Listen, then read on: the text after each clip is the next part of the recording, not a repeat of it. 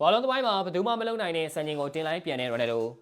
ဂေါ်ဂျီရိုနယ်ဒိုကတော့2025ကုန်ကင်မှာပဲနောက်ထပ်လမ်းစားစံချိန်တစ်ခုကိုတင်လိုက်ပြန်ပါပြီ။ရိုနယ်ဒိုနဲ့စံချိန်နဲ့ရိုနယ်ဒိုဆိုတာကခွဲခြားလို့မရဘူးဆိုပြီးပြောလာအောင်ပေါ်တူဂီသားကစားသမားကြီးဟာအသက်40ကျော်လာသည့်တိုင်အောင်စံချိန်မှတ်တမ်းကောင်းတွေကိုတင်နိုင်နေတာဖြစ်ပါတယ်။ရိုနယ်ဒိုရဲ့အန်ဆာမနီကအန်အီကီတာနဲ့ကစားခဲ့တဲ့ဆော်ရီဘရီပွဲစဉ်မှာ3ဂိုးပြည့်တဲ့နိုင်ရရှိခဲ့ပြီး10ပွဲဆက်နိုင်ပွဲကိုပုံဖော်သွားနိုင်ခဲ့ပါတယ်။ပွဲချိန်မိနစ်30ဝန်းကျင်လောက်ထိအန်အီကီတာအနေနဲ့အန်ဆာကိုကောင်းကောင်းအခက်တွေ့အောင်ကစားနိုင်ခဲ့ပေမဲ့ရိုနယ်ဒိုရဲ့အဖွင့်ဂိုးကပွဲကိုလှည့်ပြောင်းဖြစ်စေခဲ့ပါတယ်။ရန်ဒူဟာရောင်ဖီလီရဲ့တိကျတဲ့ကန်တင်ပေးမှုကိုဂိုးမတ်ကခေါင်းတိုက်ပြီးလမ်းချောင်းပြောင်းပေးခဲ့ရကနေအမိုင်းမရှိအဆုံးသက်ကအသင်းအတွက်ဦးဆောင်ကိုရောက်ပေးခဲ့ပါတယ်။ပရမိုင်းနာချင်းချိန်ပေါ်3မိနစ်မှလည်းခွင့်လည်လူမာဆယ်လိုဘရိုဆိုဗစ်ကအေဒီယာအတွင်းပပနဲ့ဆွဲဝင်လာပြီးဖန်တီးပေးခဲ့တဲ့ဘောလုံးကိုရယ်ဒိုကထပ်မံအဆုံးသက်ကနောက်ထပ်ဦးဆောင်ကိုရောက်ပေးခဲ့ပါတယ်။ဒုတိယပိုင်းမှာလည်းအန်ဆာကပဲပွဲကိုတစ်ပတ်သက်စိုးမိုးထားနိုင်ခဲ့ပြီးကင်စလီကိုမန်ရဲ့ကန်ချက်တိုင်ထိထွက်ခဲ့တာကနှမျောစရာပါ။ပွဲချိန်66မိနစ်မှာရယ်ဒိုကသူ့ရဲ့ဟက်ထရစ်ကိုသွင်းနိုင်ခဲ့ပေမဲ့လည်းဖန်တီးပေးခဲ့တဲ့အန်ကာနန်ကလူချိုနေခဲ့တာကြောင့်ဗီယာကပယ်ဖျက်သွားခဲ့ပါတယ်။ဒါပေမဲ့လည်းပွဲပြီးကန်ဒီနာချင်းချိန်မှာရောင်ဖီလီကတတိယဂိုးကိုထပ်မံသွင်းယူပေးခဲ့လို့အန်ဆာတို့ဂိုးပြတ်နိုင်ပွဲရရှိခဲ့ပါတယ်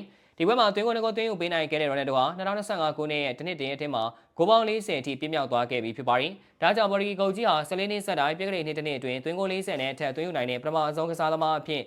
စံချိန်သစ်ရေးထိုးနိုင်ခဲ့ပါတယ်။ဒါအပြင်ရိုနယ်ဒိုရဲ့သွင်းကိုရေအတွက်ဟာလည်း956ဂိုးရှိလာခဲ့ပြီးမှာအပြင်မဲ့လီယိုနယ်မက်ဆီထက်ဂိုး60အသာရနေပါတယ်။ဂိုကြီးနေနဲ့လက်ရှိဂိုးသွင်းနှုန်းကိုဆက်လက်ထိန်းသိမ်းထားနိုင်မယ်ဆိုရင်တော့လာမယ့်နှစ်ဒီလိုအချိန်မှာသွင်းကို1000ပြည့်မှတ်တိုင်ကိုစိုက်ထူသွားပွဲရှိနေကြတာဖြစ်ပါတယ်။